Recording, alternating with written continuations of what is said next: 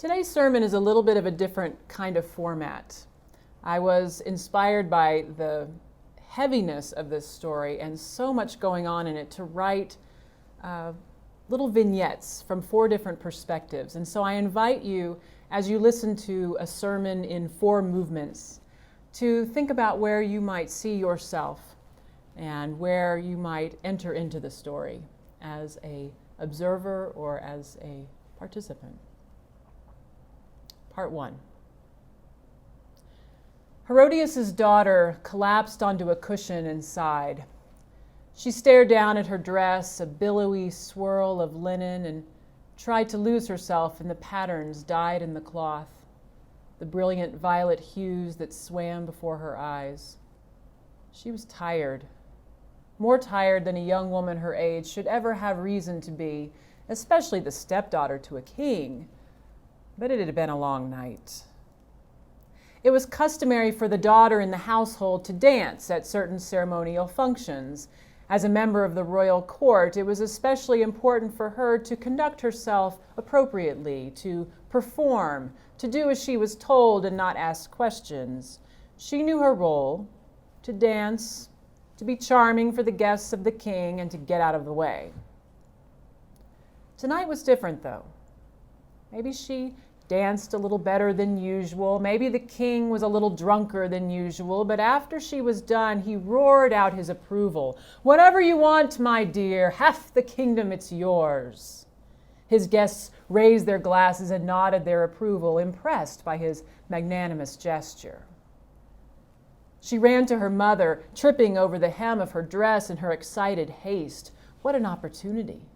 Her poor mother, widowed at a young age, now married to her late husband's brother. What choice did a woman have if she wanted to survive? Yes, he was the king.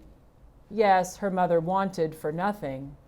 But people talked, especially that preacher, John, the one they called the baptizer, the one with the wild eyes and the devoted followers. "A curse on Herod and on his brother's wife," he would say.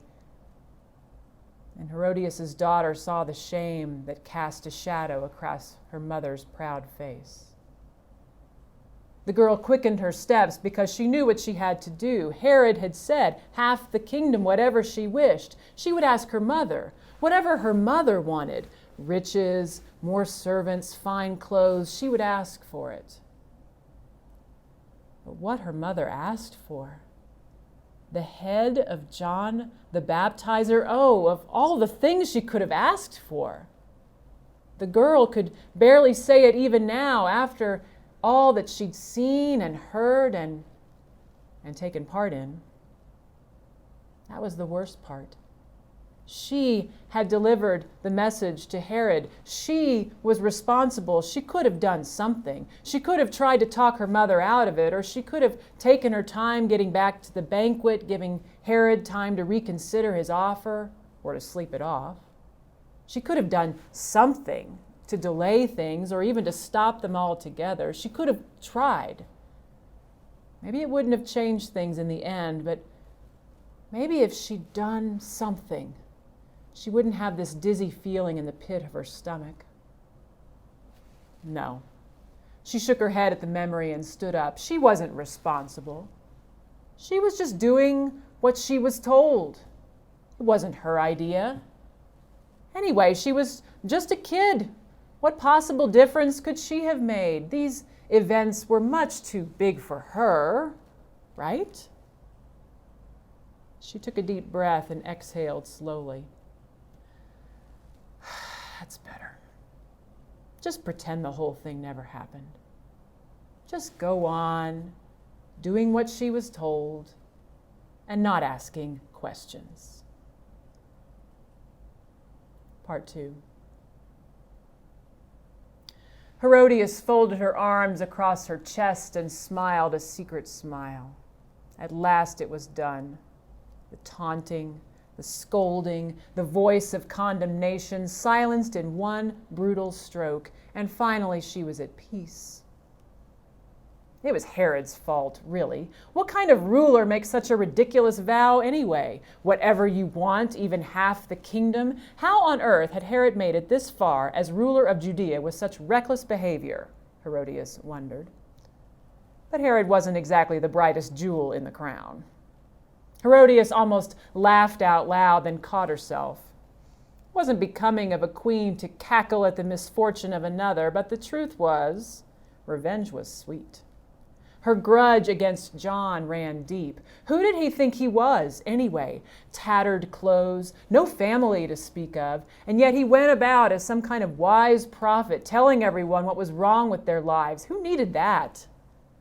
She had done what she'd had to do, marrying her husband's brother, and she didn't need some homeless street preacher passing judgment on her for it.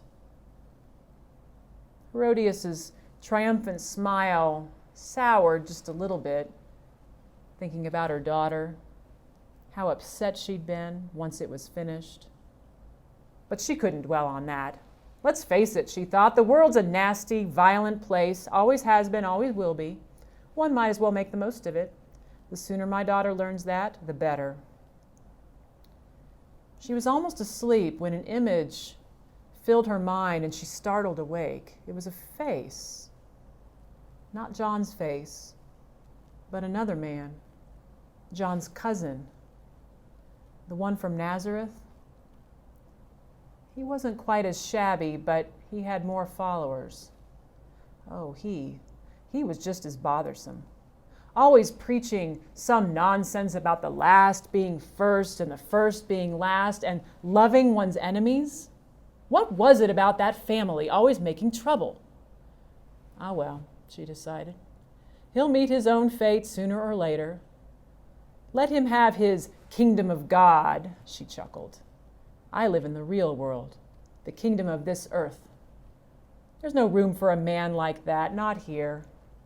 Loving one's enemies will bring you nothing but certain death. And she slept, a heavy, dreamless sleep. 3. That same night, Herod tossed and turned. Only in the darkness of his dreams could he admit it. He hadn't wanted to do it. But what choice did he have?